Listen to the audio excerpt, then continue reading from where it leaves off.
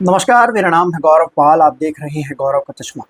बिहार में क्या साजिश चल रही है, उसका पर्दाफाश धीरे धीरे होता हुआ नजर आ रहा है। हाल ही में तेजस्वी यादव ने मीडिया को लेकर जो बयान दिया वो काफी चर्चाओं में है, लेकिन वो बयान ऐसे ही नहीं दिया गया है। बिहार में एक बड़ी साजिश होती हुई नजर आ रही है। जी हाँ, गोदी मीडिया बिहार में विपक्ष के खिलाफ, लोकतंत्र के खिलाफ एक बड़ी साजिश कर रहा है अपने आकाओं को खुश करने के लिए, और इस साजिश में शामिल है चुनाव आयोग भी।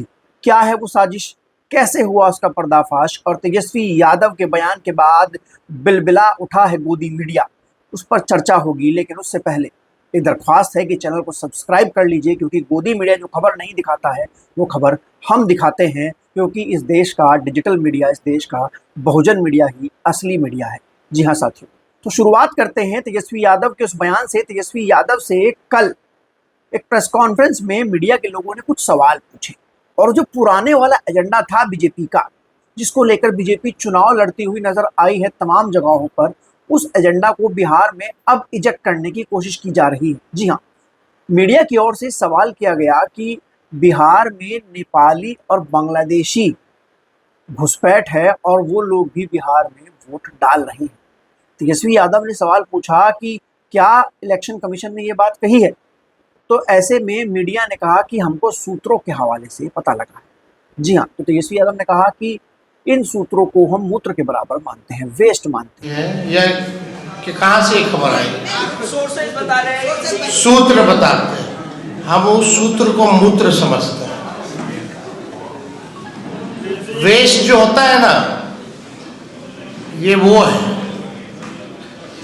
इसका कोई आधार नहीं ना। ये वही सूत्र है जो पाकिस्तान में कब्जा करवा दिया था, इस्लामाबाद, कराची।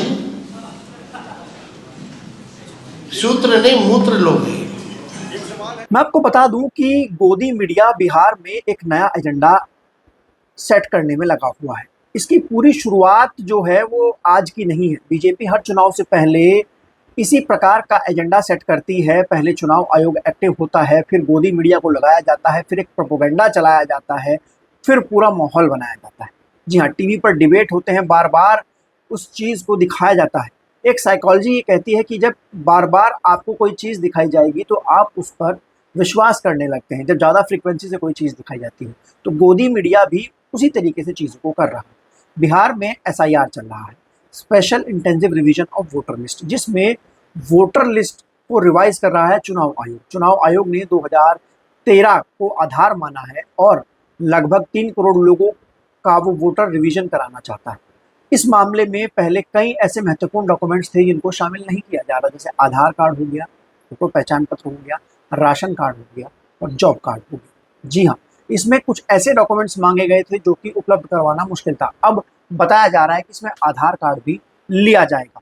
लेकिन चुनाव आयोग ने, जब सुप्रीम कोर्ट ने चुनाव आयोग को कहा कि इसमें आधार कार्ड को शामिल करो, तो चुनाव आयोग ने एक नया जुमला जो है वो यहाँ पर पेश कर दिया, और इसको चुनाव आयोग खुलकर नहीं बोल रहा है। इसमें जो गोदी मीडिया है, जो मनुवादी जातिवादी मीडिया है, जो कि सत्ता पक्ष का मीडिया है, वो इस पूरे मामले में भाजपा और चुनाव आयोग की मदद कर रहा है। जी हाँ, एक खबर चलाई जा रही है कि जो सीमांचल वाला क्षेत्र है वहाँ पर जो आधार कार्ड बने हैं, वो जो वहाँ पर जनगणना है, मतलब जो वहाँ पर आबादी है, उससे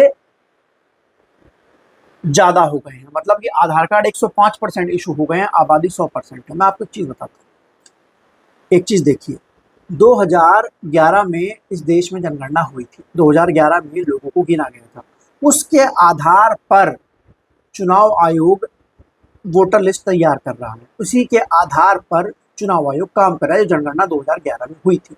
लेकिन जो आधार कार्ड बने हैं वो अब 2025 तक बने हैं, यानी कि जो 2011 की जनगणना है उसमें वो लोग शामिल नहीं हैं जो 2011 के बाद पैदा हुए हैं, और जो आधार कार्ड 2025 तक इन 15 साल में बने हैं।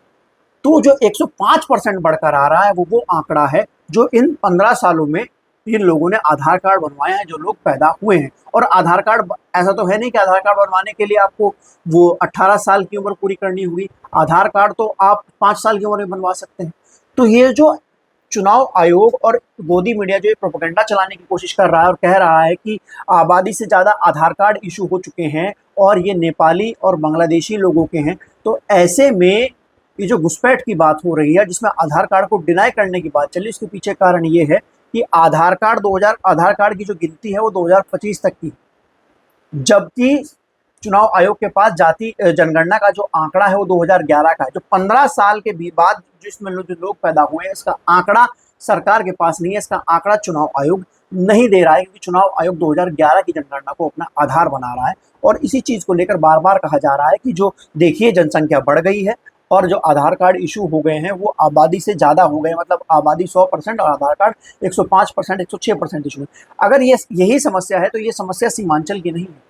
अगर आप तमाम और जिलों की बात देखेंगे, आप हिंदू बहुल जिलों की बात देखेंगे जो कि गुजरात और उत्तराखंड में, वहाँ पर हिंदुओं की जनसंख्या भी इस तरीके से बढ़ी हुई है, इसमें कोई बड़ी बात नहीं है। लेकिन मीडिया जो है वो इस देश में एक माहौल क्रिएट कर रहा है विपक्ष के खिलाफ कि बिहार में बांग्लादेशी घुसपैठ हो रखी है, रोहिंग्या घुसपैठ हो रखी है, नेपाली घुसपैठ हो रखी है, जो कि विपक्ष को वोट करता है, विपक्ष को इससे फायदा है और विपक्ष इसके लिए लड़ रहा है। जी हाँ, ये खबर धीरे धीरे मीडिया जो है वो प्रोजेक्ट करना शुरू कर रहा है। अब धीरे धीरे इस खबर पर डिबेट्स होंगे और डिबेट्स इस तरीके से होंगे, उनकी फ्रिक्वेंसी को इतना बढ़ा दिया जाएगा कि एक आम आदमी जो सुबह से लेकर शाम तक काम करता है, शाम को आकर टीवी देखता है, वो ये मानने को मजबूर हो जाएगा कि बिहार में घुसपैठ हो रखी है। मैं आपको बताता हूँ, यही खबर जो थी झारखंड में चुनाव के दौरान चलाई गई थी और झारखंड चुनाव मैंने खुद कवर किया है। वहां पर यह बताया गया था कि वहां के संथाल परगना में